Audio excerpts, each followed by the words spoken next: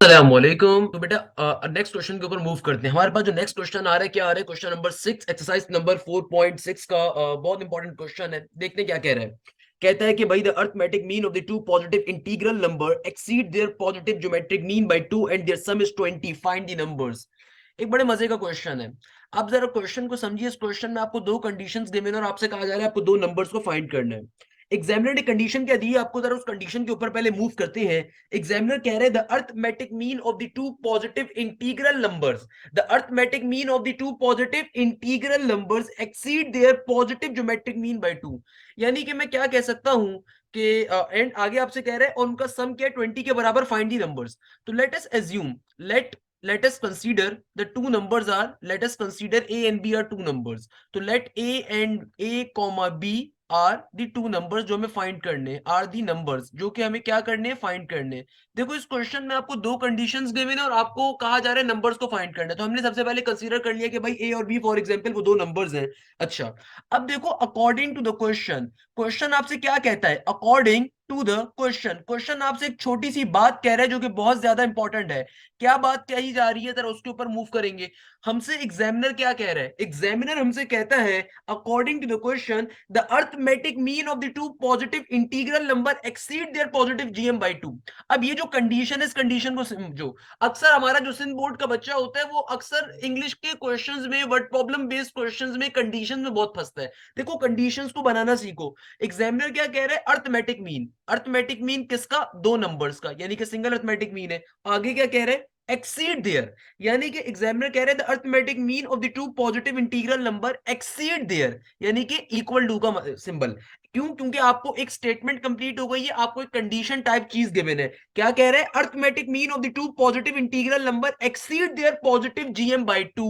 तो यानी कि मैं इसको क्या कह सकता हूं कि हमारे पास एक कंडीशन गिवन है और वो कंडीशन कुछ इस तरीके से गिवन है कि भाई जो अरिथमेटिक मीन की वैल्यू है वो बराबर है किसके? ज्योमेट्रिक मीन प्लस 2 के। इसको एग्जामिनर ने इस तरीके से कोट किया हुआ है कि भाई अरिथमेटिक मीन जो दो नंबर्स का है उसकी वैल्यू एक्सीड कर गई, कितने, किससे एक्सीड कर गई? ज्योमेट्रिक मीन उन्हीं दो नंबर्स के बाय 2 क्वांटिटी, बाय 2 नंबर से। यानी कि अरिथमेटिक मीन की वैल्यू किसके बराबर है? ज्योमेट्रिक मीन प्लस 2 के बराबर है। तो इसको आप अपनी इक्वेशन नंबर 1 कह सकते हैं। क्या बड़ी इंपॉर्टेंट इक्वेशन है ये। इसको अगर आप थोड़ा सा सिंप्लीफाई कर ले कि एज वी नो डेट कि अरिथमेटिक मीन का फॉर्मूला क्या होता है? अरिथमेटिक मीन का फॉर्मूला होता है हमारे पास a plus B divided by 2। And we also know that कि ज्योमेट्रिक मीन का फॉर्मूला क्या होता है? सिंगल ज्योमेट्रिक मीन का फॉर्मूला होता है प्लस माइनस का रूट के अंदर ए बी, है ना भाई? देखो सिंपल चीज पे चलो। आपको पहली कंडीशन क्या गिवन है? आपसे कहा जा रहा है कि अरिथमेटिक मीन जो दो नंबर्स का है वो एक्सीड कर गया। एक्सीड का मतलब कि उसकी वैल्यू किसके बराबर है? ज्योमेट्रिक मीन से दो ज्यादा के। तो हमें कंडीशन क्या मिल गई कि arithmetic mean is equal to geometric mean plus 2। Okay, तो अरिथमेटिक मीन का फॉर्मूला ये होता है, ज्योमेट्रिक मीन का फॉर्मूला ये होता है। तो बेसिकली स्टेटमेंट क्या बन गई हमारे पास? a plus B divided by 2 equal to के बाद ज्योमेट्रिक मीन में ज्योमेट्रिक मीन का formula root A B plus का 2। तो ये 2 यहाँ पे डिवाइड हो रहा है, वहां पे की पूरी टर्म से डायरेक्टली पहले मल्टीप्लाई करवा दीजिए। तो क्या बन जाएगा? a plus B is equal to 2 root A B plus का 2 टू जार 4। सही है ना? तो ये आपके पास इक्वेशन नंबर 1 बन गई है। ये आपके पास क्या बन गई है? Equation number 1। इसको भी संभाल के रखना है भैया, इस इक्वेशन को भी संभाल के रखेंगे। और इसी तरीके से देखिए आगे इक्वेशन क्या आ रही है। आपको एक कंडीशन और भी गिवन है क्वेश्चन में। अगर आप गौर से देखें तो हमें एक और कंडीशन भी गिवन है। अकॉर्डिंग टू द क्वेश्चन आपसे आगे क्या कहा जा रहा है? अगले जुमले को पढ़िएगा, वो सबसे इंपॉर्टेंट जुमला है। According to the question and their sum is 20। अब किसका सम 20 के बराबर है? किसकी बात कर रहा है भाई? किस चीज का जिक्र कर रहा है? दो नंबर्स का जिक्र कर रहा है। देखो जो पिछली स्टेटमेंट है उसको गौर से पढ़ो। क्या कह रहा है? The arithmetic mean of two positive integral numbers exceed their positive GM by 2। एक कंडीशन तो ये बन गई कि भैया अरिथमेटिक मीन की वैल्यू किसके बराबर है? ज्योमेट्रिक मीन से दो ज्यादा है। ज्योमेट्रिक मीन से क्या है? दो ज्यादा है। एक स्टेटमेंट तो ये बन गई। और आगे क्या कहता है? And their sum is 20। इसका मतलब क्या है कि आपसे कहा जा रहा है कि वो जो दो नंबर्स थे ना, उन दोनों नंबर्स का सम किसके बराबर है? 20 के बराबर है। तो एक स्टेटमेंट ये बन गई। तो इसको अगर आप तरीके से लिखो तो यहां से आप ए की वैल्यू को फाइंड कर सकते हो। क्या आ जाएगी ए की वैल्यू हमारे पास? 20 माइनस का बी। ए की वैल्यू क्या आ जाएगी? 20 माइनस का बी। इस तरीके से हमारे पास ए की वैल्यू आ गई। अच्छा भाई, अब क्या करें? इसको आपने इक्वेशन नंबर 2 का नाम दे दीजिए। इसको आप इक्वेशन नंबर 2 का नाम दे दीजिए। सिंपल तरीके से हमने इस तरीके से अपनी इक्वेशन 1 बना ली है और और इक्वेशन नंबर 2 बना ली। कोई मुश्किल काम नहीं करा भाई, बहुत सिंपल काम किया है। अभी तक हम लोगों ने अपनी इक्वेशन 1 ऐसे डिजाइन कर ली और इसी तरीके से हम लोगों ने अपनी इक्वेशन नंबर 2 डिजाइन कर ली है, सही है ना भाई? बहुत बेसिक चीज है। अब क्या करेंगे, अब आपने काम बहुत सिंपल सा करना है, और वो क्या करना है कि हम सिंपल तरीके से अपनी इक्वेशन नंबर 1 को मैं लिखता हूं। इक्वेशन नंबर 1 हमारे पास क्या आ रही है? इक्वेशन नंबर 1 आ रही है a plus B equal to के बाद 2 under root A B plus का 4। तो भाई सिंपल तरीके से a की वैल्यू को उठा के इक्वेशन 1 में पुट करेंगे। अब सिंपल तरीके से आपने करना क्या है, हम लोग सिंपल तरीके से देखिए, जहां जहां हमारे पास a आ रहा है वहां पे a की वैल्यू को आप पुट करवा दीजिए। तो भाई सिंपल तरीके से a की वैल्यू को आपने इक्वेशन नंबर 1 में क्या करना है, पुट करवा देना है। तो देखो a की वैल्यू क्या है हमारे पास, 20 माइनस का b, बाहर प्लस का b as it is, equal to के बाद 2 का 2 as it is, under root के अंदर a की जगह पे क्या पुट करवा देंगे, a की वैल्यू 20 माइनस का b, और बाहर वाला b एज इट इज का एज इट इज, और बाहर क्या मौजूद है, प्लस का 4, सही है ना? अब देखो इसको सिंप्लीफाई करवा लीजिए। ये माइनस का b प्लस के b को क्या कर देगा, कैंसिल आउट। प्लस का 4 जब दूसरी तरफ जाएगा तो नेगेटिव का 4 बन जाएगा। तो क्या बन गया, 20 माइनस का 4 इक्वल टू के बाद 2 का 2 as it is, under root में क्या बचा, 20 माइनस का b इंटू बी का b एज इट इज, सही है ना भाई? 20 में से अगर आप 4 माइनस करवा दो बेटा, 20 में से अगर 4 जाएगा तो क्या बचेगा, सिंपली 16 बच जाएगा। तो क्या हो गया, 16 is equal to 2 into under root के अंदर 20 माइनस का b इंटू बी का b एज इट इज। 2 1 जार 2, 2 8 जार 16, तो 8 का 8 यहां पर एज इट इज आ गया, और अंडर रूट में क्या बच गया, सिंपली 20 माइनस का b, ब्रैकेट के अंदर क्या आएगा, b का b एज इट इज। अच्छा भाई, अब इसको फर्दर सिंप्लीफाई कैसे करवाएंगे मेरा बच्चा? अब देखो चूंकि रूट को रिमूव करना है ताकि b की वैल्यू आ सके, तो हम क्या करेंगे, जाहिर सी बात है स्क्वायरिंग बोथ साइड कर रहे होंगे। स्क्वायरिंग बोथ साइड करने से क्या बन जाएगा, ये हो जाएगा सिंपली 8 का स्क्वायर, और इस वाली पूरी टर्म के ऊपर भी स्क्वायर आ जाएगा। ये जो 20 माइनस का b इंटू बी है, इस पूरी टर्म के ऊपर भी क्या आ जाएगा हमारे पास, एक स्क्वायर आ जाएगा। ये स्क्वायर बेसिकली रूट को क्या करेगा, रिमूव करेगा। तो 8 का स्क्वायर क्या होता है बेटा, 8 का स्क्वायर होता है 64, और यहाँ पे ब्रैकेट में क्या बचा, 20 माइनस का b इंटू बी का b एज इट इज, है ना भाई? तो स्क्वायर से रूट क्या कर दिया हम लोगों ने, रिमूव करवा दिया। स्क्वायर से रूट को क्या कर दिया, रिमूव करवा दिया। अब देखो ये क्या बच गया, ये हो गया 64 का 64, ब्रैकेट को अगर आप ओपन करोगे तो क्या बन गया, 20 का b, 20b, और b इंटू बी क्या हो जाएगा, b स्क्वायर के बराबर आ जाएगा। तमाम वैल्यूज को एक साइड पे शिफ्ट कर दीजिए तो क्या बन जाएगा, b स्क्वायर माइनस का 20b प्लस का 64, तमाम वैल्यूज को एक साइड पे शिफ्ट कर दिया। हमेशा ये बात जहन में रखिएगा, अगर स्क्वायर बेस वैल्यू नेगेटिव में होती है तो उसको हमेशा हम क्या करते हैं, पॉजिटिव में कन्वर्ट करते हैं। इसलिए हम लोगों ने इस साइड को दूसरी तरफ मूव करा, क्योंकि स्क्वायर बेस वैल्यू का, हायर पावर वाली वैल्यू का इक्वेशन में पॉजिटिव होना कंपलसरी होता है, स्टैंडर्ड फॉर्म कहलाती है।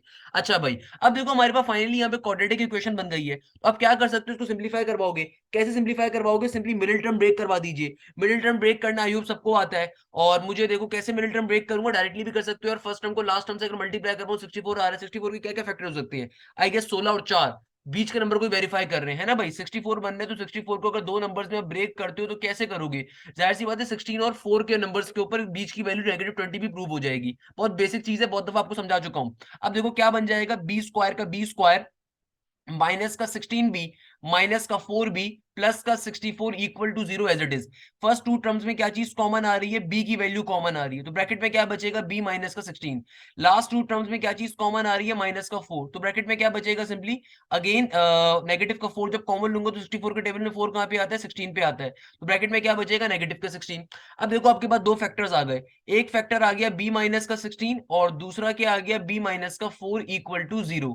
इस तरीके से हमारे पास फाइनली दो वैल्यूज आ रही होंगी, है ना बेटा? दोनों फैक्टर्स को बारी बारी हम जीरो पे सपोज करेंगे तो एक आ जाएगा b माइनस 16 इक्वल टू 0, एक आ जाएगा b माइनस 4 इक्वल टू 0।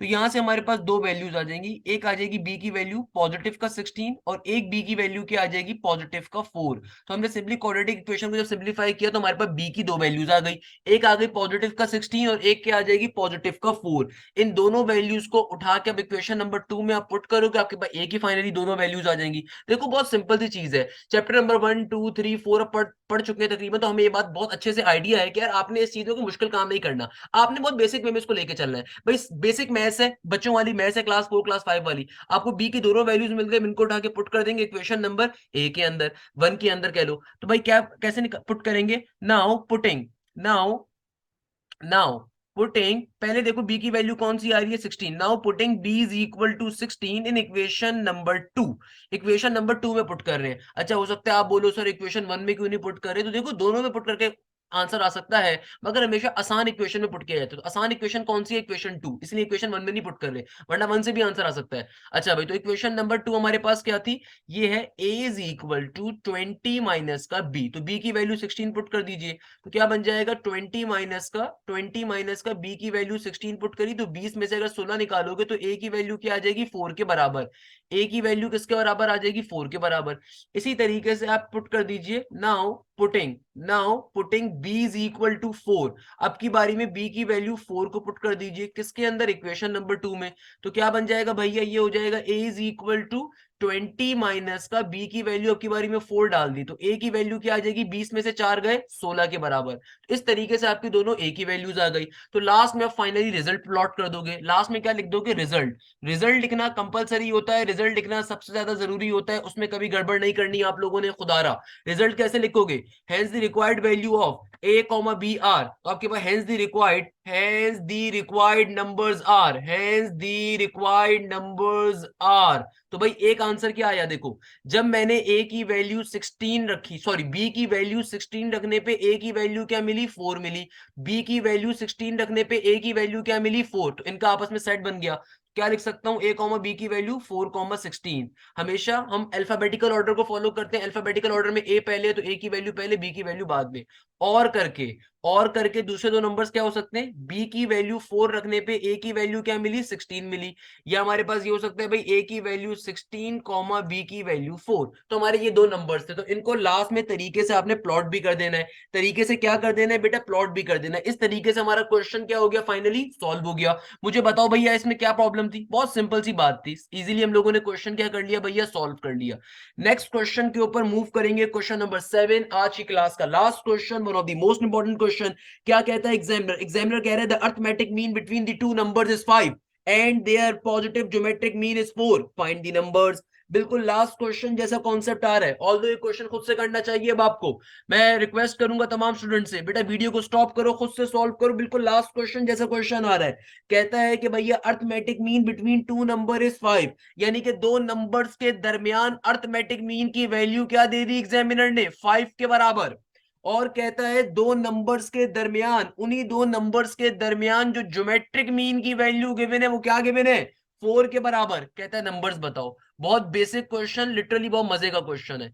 सबसे पहले देखो आपको क्या चीज फाइंड करनी है। सपोज कर लीजिए, let us consider numbers are a comma b। let us consider numbers are a comma b। सबसे पहले हमने नंबर्स को कंसीडर कर लेना है। let us consider numbers are a comma b। अब देखो क्वेश्चन में जो स्टेटमेंट गिवन है उसको यूज करेंगे। According to the question question क्या कहता है?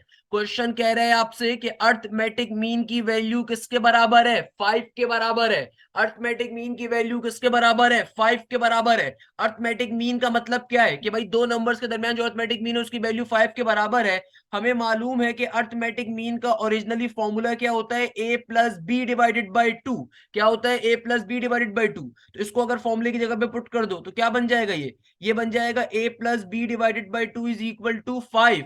देखो बेटा, सिंपल अरिथमेटिक मीन में उसका फॉर्मूला पुट कर दिया, ये 2 यहाँ पे डिवाइड हो रहा है, वहां पे जाके क्या हो जाएगा? मल्टीप्लाई। क्या होगा भैया? मल्टीप्लाई। तो आपके पास a प्लस बी की वैल्यू किसके बराबर आ जाएगी? 5 2 10 के बराबर आ जाएगी।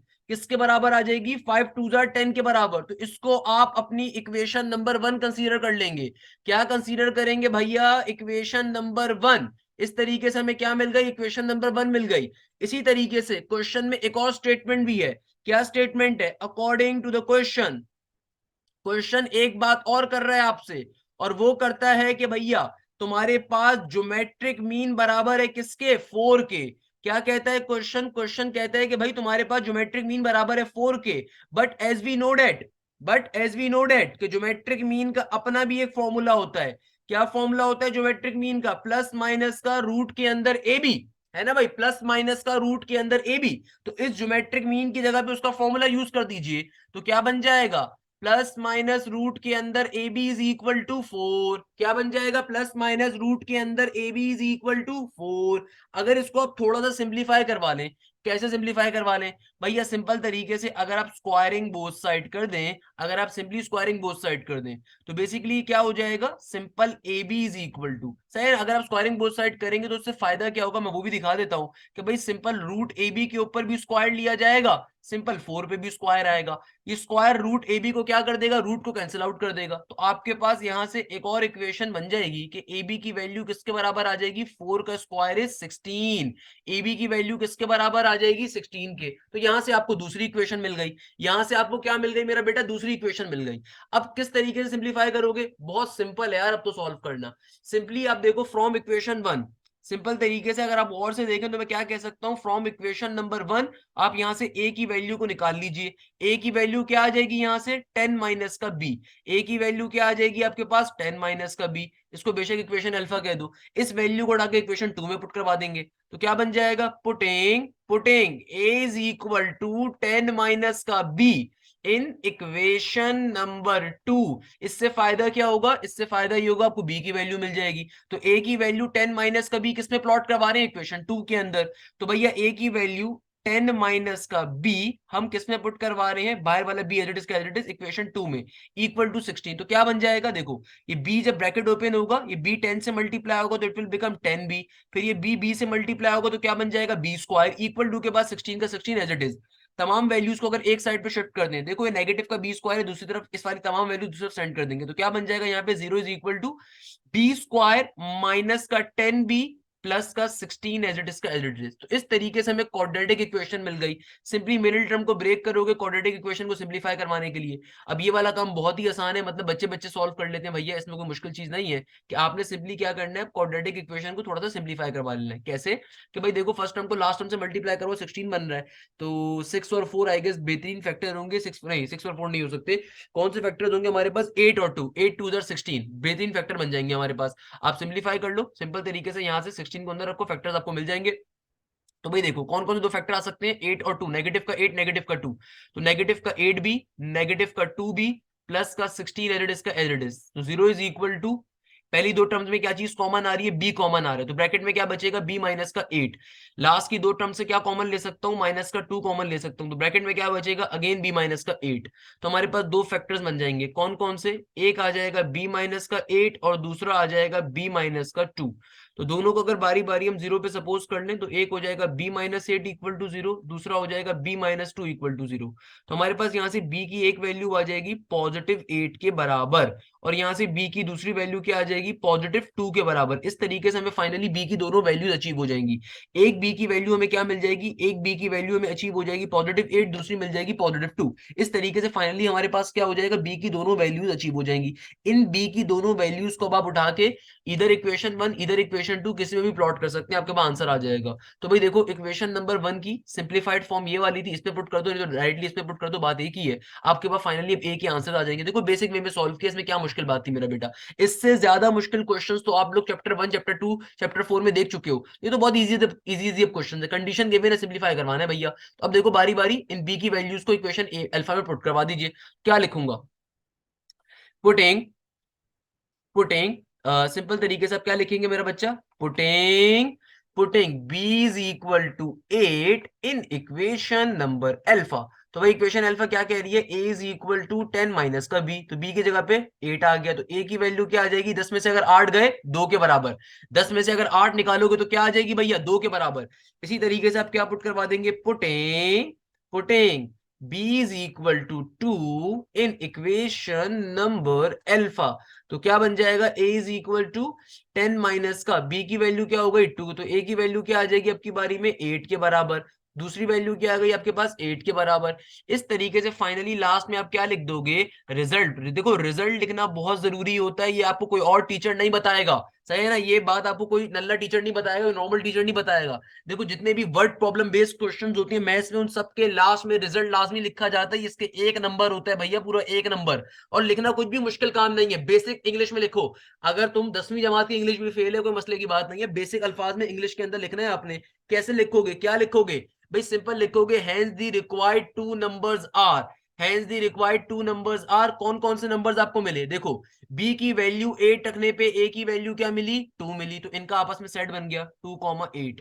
और करके जब आपने बी की वैल्यू 2 रखी तो ए की वैल्यू क्या मिली 8, एक सेट मिल गया 8,2 का। ये आपके पास फाइनली क्वेश्चन का क्या आ गया, आंसर आ गया। इस तरीके से फाइनली हमारी एक्सरसाइज 4.6 अपने मंतकी अंजाम पे पहुंचती है। इस तरीके से हमारी एक्सरसाइज नंबर 4.6 अपने फाइनली मंतकी अंजाम पे पहुंचती है। मुझे बताइए किसी बच्चे को इसमें अगर कोई प्रॉब्लम है, कोई मसले की बात है, कोई परेशानी की बात है, कोई मसला, कोई परेशानी, कोई प्रॉब्लम, भाई इजी है, जल्दी से सोच के बताएं इजी है कि इजी नहीं है। आप तमाम लोग बोलेंगे इजी है, नहीं मेरा बेटा इजी नहीं है, इजी बनाया गया है। अगर आपको कोई परेशानी नहीं हुई, कोई मसला नहीं हुआ, तो कमेंट सेक्शन में लाजमी मुझे बताइएगा।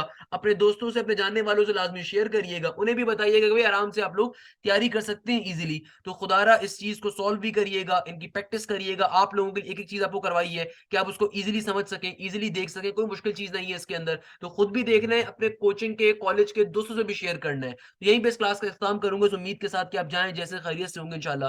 मुझे अपनी बहुत सारी दुआओं में याद रखिएगा। जज़ाक अल्लाह, thank you so much. Hashim Zia signing of.